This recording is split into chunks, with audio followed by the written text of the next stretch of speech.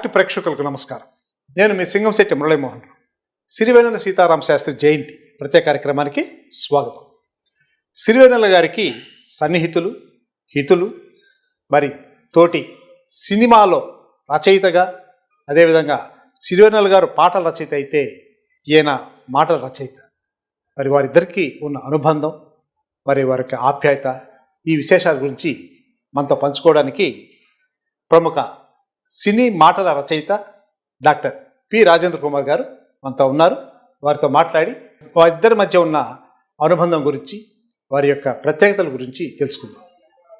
నమస్తే సార్. నమస్తే మురళి. మళ్ళీ యాక్ట్ టీవీకి మంచి ప్రోగ్రాంతో కలుస్తున్నాం సార్. Very happy. మన ప్రేక్షకులందరికీ నమస్తే. ఓకే.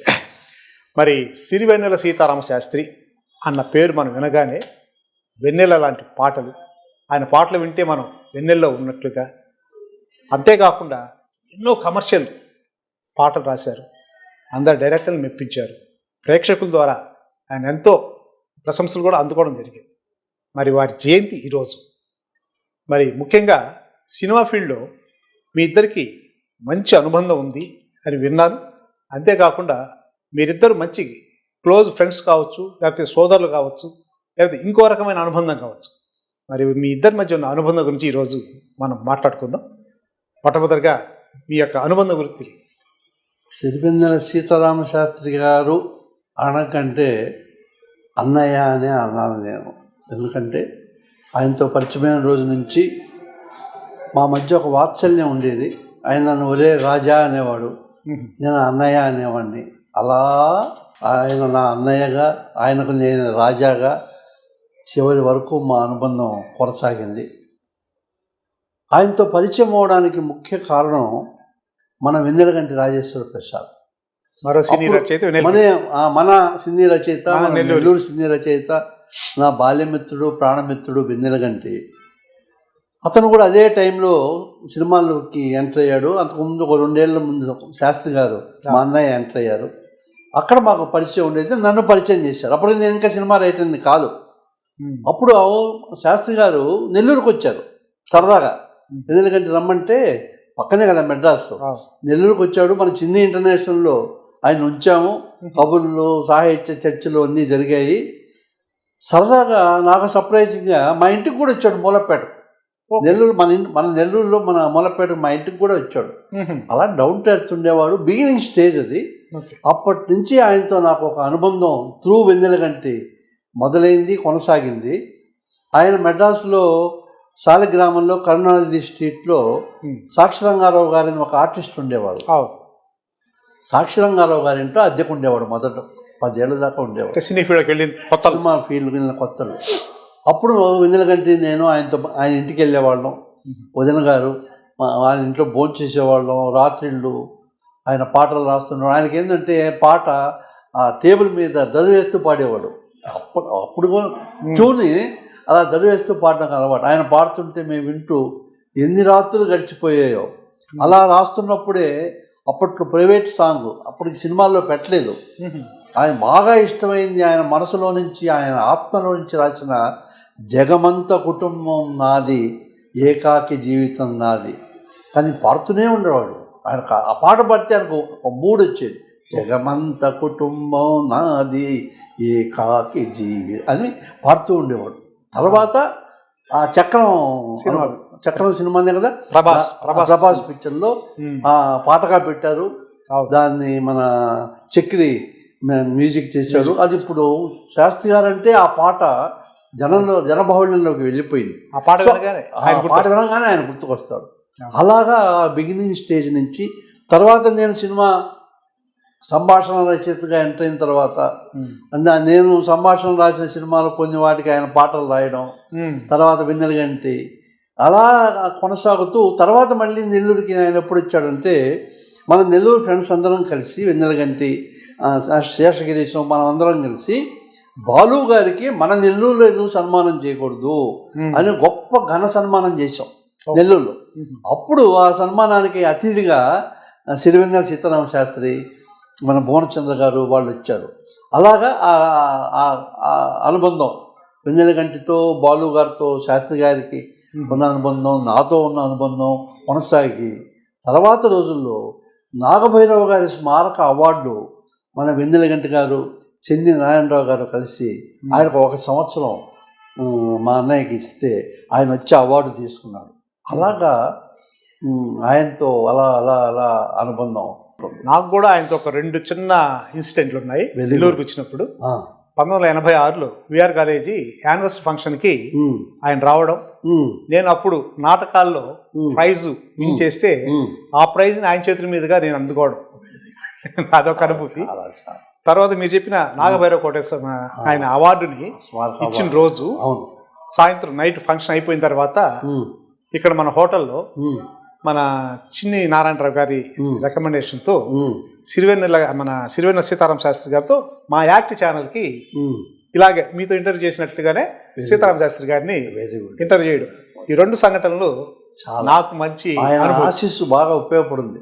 అంటే కాలేజీలో ఉన్నప్పుడు నువ్వు అవార్డు తీసుకుంటే ఆయన వచ్చి అవార్డు ఇచ్చి ఆశీస్సులు ఇచ్చాడు.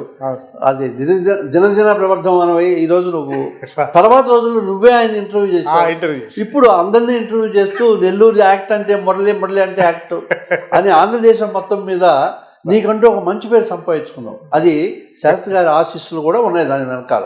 Thank you sir. చాలా సంతోషం. మరి మీరు సినిమా పాటలు గురించి చెప్తూ మీ సినిమాలకి ఏమైనా ఆయన పాటలు రాశారా? మీరు రాశారు? ఏ పాట? చాలా గమ్మత్తైన సంఘటన. మేము మనసిచ్చి చూడు సినిమా చేసాం. ఏటర్ మోహన్ గారు ప్రొడ్యూసరు, నవీన్ హీరోగా. నేను దానికి సంభాషణ రచయితని. అన్నయ్యని పిలిచారు పాటలు రాయడానికి. ఆయన వేరే పాట ఏదో రాస్తున్నప్పుడు ఆయన కథ విన్నాడు. 4 కుర్రాళ్ళు, వాళ్ళు అన్ఎంప్లాయిడ్, అలా తిరుగుతుంటారు అన్నప్పుడు ఆయన నుండి ఏటర్ మోహన్ గారు, నేను ఇలాంటి పాట ఒకటి నేను ఆల్రెడీ రాసిన ఒకటి ఉందండి అన్నాడు. ఓకే, వినిపించండి అంటే, బోడి చదువులు వేస్తూ బుర్రంతా భోంచేస్తూ అని చెప్పి ఒక పాట ఆయన ఆల్రెడీ రాసి పెట్టుకొని ఉన్నాడు.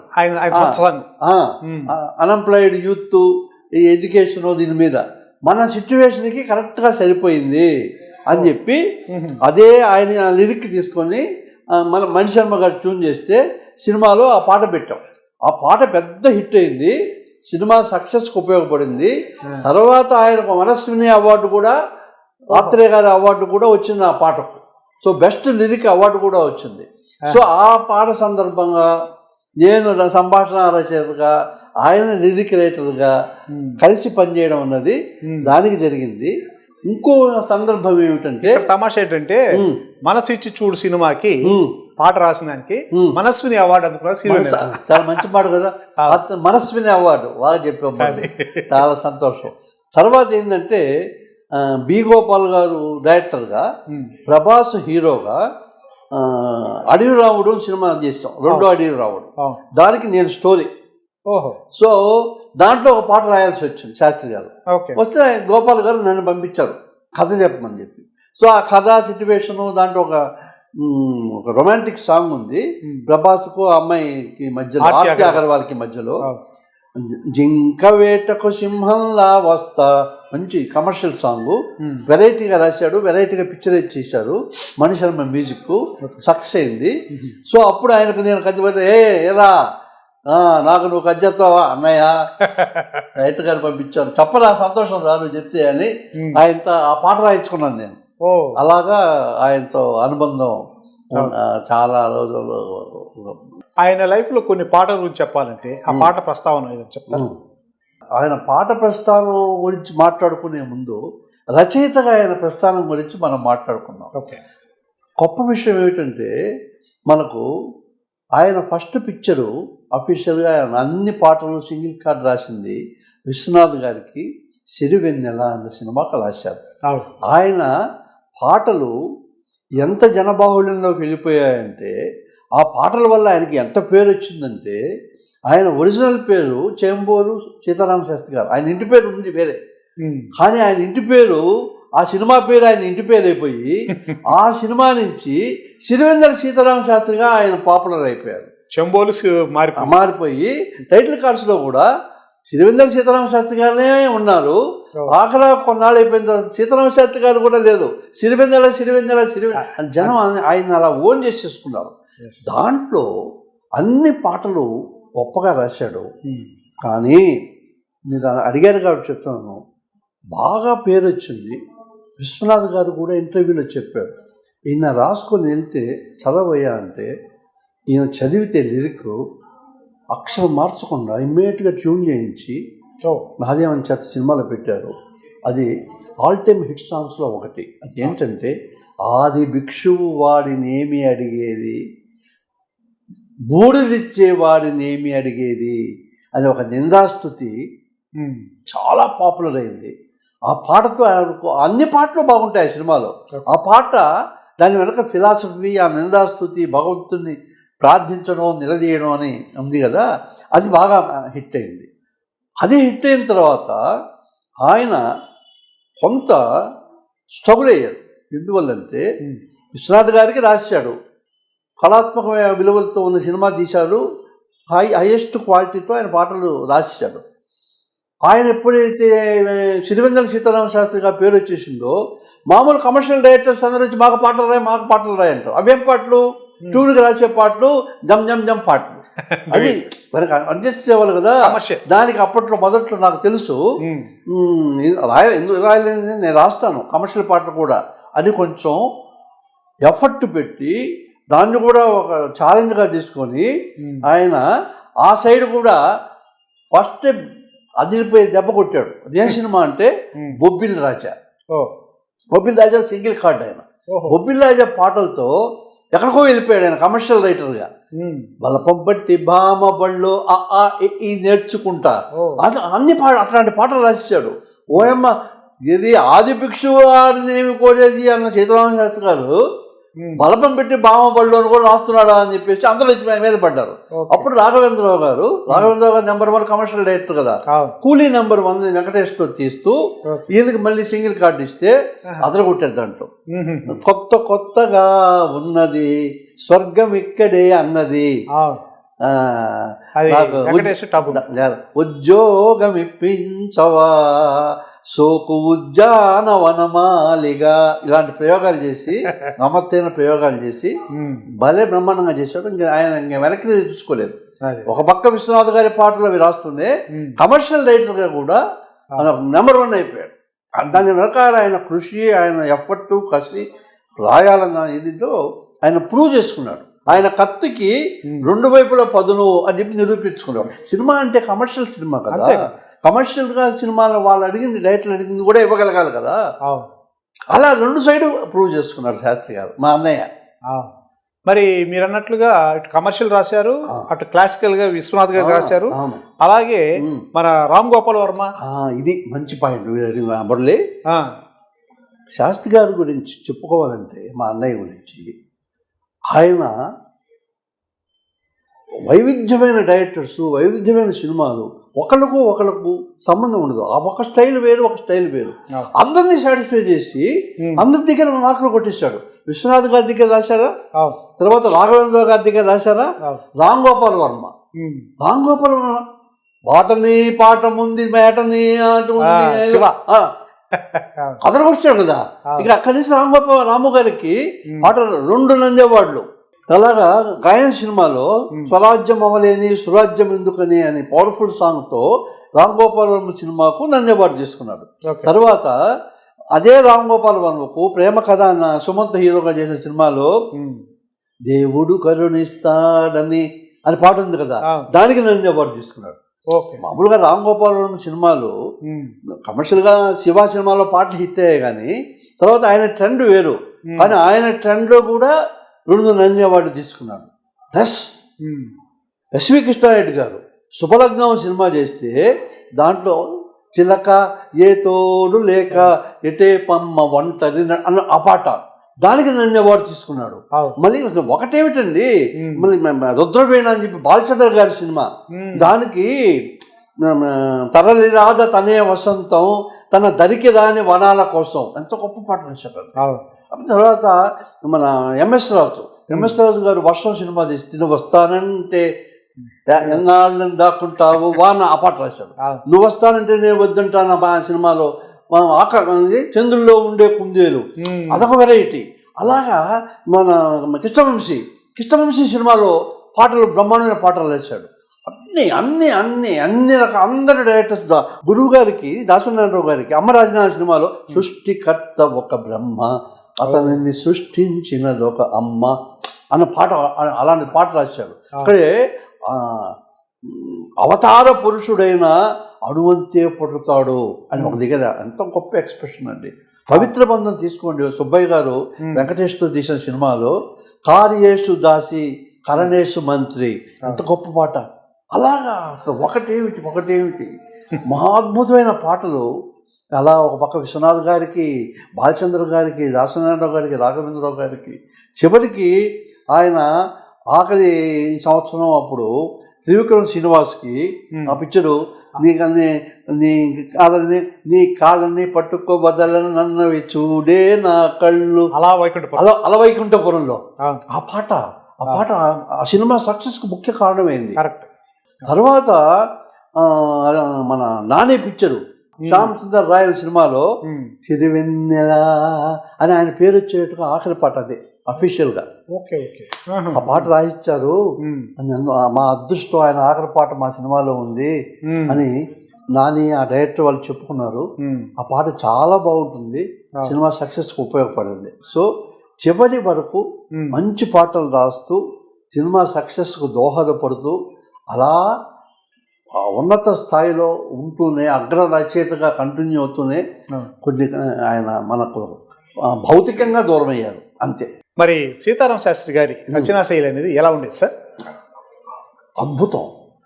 సీతారామ శాస్త్రి గారు అది ఏంటంటే, ఆయన మనం మాట్లాడుకుంటే ఆయన ఒక యోగి, ఒక జ్ఞాని, ఒక తపస్వి.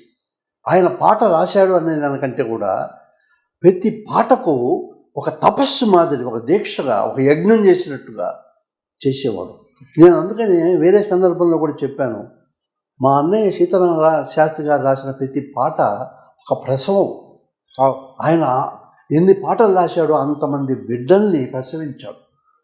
9 నెలలు ఒక తల్లి బిడ్డని కడుపులో పెట్టుకుని ఎలా ప్రసవిస్తుందో అలా ఆయన తపన పడి నొప్పులు పడి డెలివరీ అయినట్టుగా పాటల్ని రాసేవాడు. ప్రతిరోజు మీకు చెప్పాలి అందరికీ, సాయంకాలం 7:30కి అవ్వగానే ఏదో టిఫిన్ అది చేసి ఆయన స్టడీ రూమ్ ఉండేది వాళ్ళ ఇంట్లో, అక్కడ పోయి కూర్చుంటాడు టేబుల్ మీద, ఆ ఫైల్ పెట్టుకుంటాడు. ఆ రోజు రాయాల్సిన పాట రాంగోపాలమ్మ గారా, కృష్ణవంశీనా, ఎంఎస్ రాజు గారా, ఏ డైరెక్టర్ అయితే ఆ డైరెక్టర్ వాళ్ళు వచ్చి ఎదురుగా వాళ్ళని నమ్మనేవాడు. నేను ఏదో రాస్తాను మీ పంపిస్తా, ఎదురుగా కూర్చోబెట్టుకునేవాడు. ఆ ట్యూను నొక్కుకొని టేప్ రికార్డులు పెట్టుకొని ట్యూను వింటూ దరివేసుకుంటూ రాస్తూ ఉండేవాడు. రాత్రి 8కి మొదలు పెడితే ఎదురుగా డైరెక్టర్ కూర్చొని ఉంటే రాయడం, పాడడం, అని తీసి పారేయడం, హాస్పిటల్లో ఉండేవాడు. రాత్రి 1 గంటకు ఒక వర్షన్ వచ్చేది, ఆయన పాడి వినిపిస్తే ఆ డైరెక్టరు అద్భుతం అండి శాస్త్రి గారు, ఇంతకన్నా మా అసలు పాటే లేదండి, మాకు వచ్చే పాట మేము వెళ్ళిపోతాం అంటే నవ్వేవాడు పెద్దగా. దీన్నే అద్భుతం అంటే అలాగా, నాకు నచ్చాలిగా, మీకు నచ్చితే సరిపోతుందా, మీరు కాసేపు కొనికి పాటలు పడండి, నా పాటలు నేను పడతాను అని. దాని తర్వాత 9 వర్షాలు రాసేవాడు. తెల్లవారిపోయేది 5, 6 అయిపోయేది, నైట్ అవుట్ అయిపోయి వర్షం రాసి ఆయనకు అప్పుడు వర్షాలు వచ్చేది. ఆ ఎదురుగా డైరెక్టరు కునికి పట్టుబడుతున్నాం చేస్తూనే ఉంటారు కదా, లేవా ఇప్పుడులే ఇది విను చిలక ఏతో అంటే మనం ఓకే చేసిన దాని మీద ఎన్ని రెట్లు గొప్పగా రాశాడో డైరెక్టర్కి అర్థమయ్యేది. అందుకని శాస్త్రి గారితో పాట రాయించుకున్న వాళ్ళు మా అన్నయ్యతో ఆయన వదిలిపెట్టి పోయేవాళ్ళు కాదు. ఆయన రాసిన సినిమాలన్నీ గొప్ప సినిమాలన్నీ చాలా వరకు సింగిల్ కార్డ్స్ ఉంటాయి. ఒక పాట రాయాలనుకోండి, ఏదో డ్యూయట్ పాట నేను రాసేస్తాను అని అంటే ఒప్పుకోడు. మొత్తం కథ చెప్పను, నాకు హీరో క్యారెక్టర్ ఏంటి, హీరోయిన్ క్యారెక్టర్ ఏంటి, సందర్భం ఏమిటి, కథ కమామిషు అన్నీ ఆయనకి ఎక్కాలి. ఏమండి ఒక డ్యూయట్ దానికి ఇవన్నీ అవసరమా? అమ్మమ్మ డెప్త్లోకి పోయి నేను రాయాలి పాట అని ఆ డెప్త్లోకి పోయి మామూలు డ్యూయట్ అయినా కూడా కథ మొత్తం చెప్పించుకొని మదనపడి ప్రసవం బిడ్డను ప్రసవించినట్టు పాటలు ప్రసవించేవాడు. అందుకే ఆ మహానుభావుడి గురించి మనం ఈరోజు మాట్లాడుకుంటున్నాం. ఆయన పాటల వల్ల సినిమాలు హిట్లైనాయి. ఆయన ఇచ్చినన్ని సింగిల్ కార్డు సూపర్ హిట్స్ ఆ రోజుల్లో వేరే ఎవరికి కూడా కుదరలేదు, ఆయనకే కుదిరింది. ఆ సక్సెస్, ఆ మంచి పేరు, ఆ గొప్ప సాహిత్య విలువలు అవన్నీ కలిస్తే సిరివెన్నెల. అది ఆయన గొప్పతనం. Very good, very good, thank you. మరి ఆయన సినిమాలోకి రాకముందు చదువుకునే స్టేజ్లో ఎంబీబీఎస్ చేసి కొంత ఒక 1 year 1.5 years చేసి మళ్ళీ దాన్ని డిస్కంటిన్యూ చేసి మళ్ళీ ఈ టెలికాం డిపార్ట్మెంట్లోకి ఉద్యోగంగా జాయిన్ అయ్యారు. అవును అవును. మీరేమో స్టేట్ బ్యాంక్ ఎంప్లాయ్, ఆయన ఏమో టెలికాం గవర్నమెంట్ ఎంప్లాయీస్. మా ఇద్దరికి అదొక రిలేషన్షిప్ ఉంది. అది ఇది రైటర్ రిలేషన్షిప్ కాకుండా బ్యాంకు టెలికాం రిలేషన్షిప్ ఉంది. అదేంటంటే సరదాగా చెప్పుకోవాల్సింది, ఆయన టెలికాంలో పనిచేశారు. కొన్నాళ్ళు చేసిన తర్వాత వాలంటరీ రిటైర్మెంట్ చేసుకున్నారు.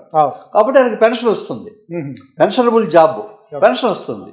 పెన్షన్ రావాలంటే మనకు తెలిసిన విషయమే, గవర్నమెంట్లో కానీ బ్యాంకులో కానీ ఎవ్రీ ఇయర్ నవంబర్ డిసెంబర్లో లైఫ్ సర్టిఫికేట్ ఇవ్వాలి. మనం బ్యాంకుకి వెళ్ళి, ఏ బ్యాంకులో మన అకౌంట్ ఉంటుందో అక్కడికి వెళ్ళి లైఫ్ సర్టిఫికేట్ వాళ్ళ ముందు కనపడి లైఫ్ సర్టిఫికేట్ ఇస్తే వాళ్ళు మనల్ని చూసి బతికే ఉన్నాడు అన్నట్టుగా వాళ్ళు బ్రాంచ్ మేనేజర్ ముద్రేస్తారు కదా. ఇప్పుడు ఏమైంది, ఆయన రిటైర్ అయిపోయాడు. ఆయనకు నేను స్టేట్ బ్యాంకులో పనిచేస్తున్నా అని తెలుసు. ఆ రోజుల్లో నేను చేసేవాడిని, 20 ఏళ్ళ సగం నేను చెప్పేది.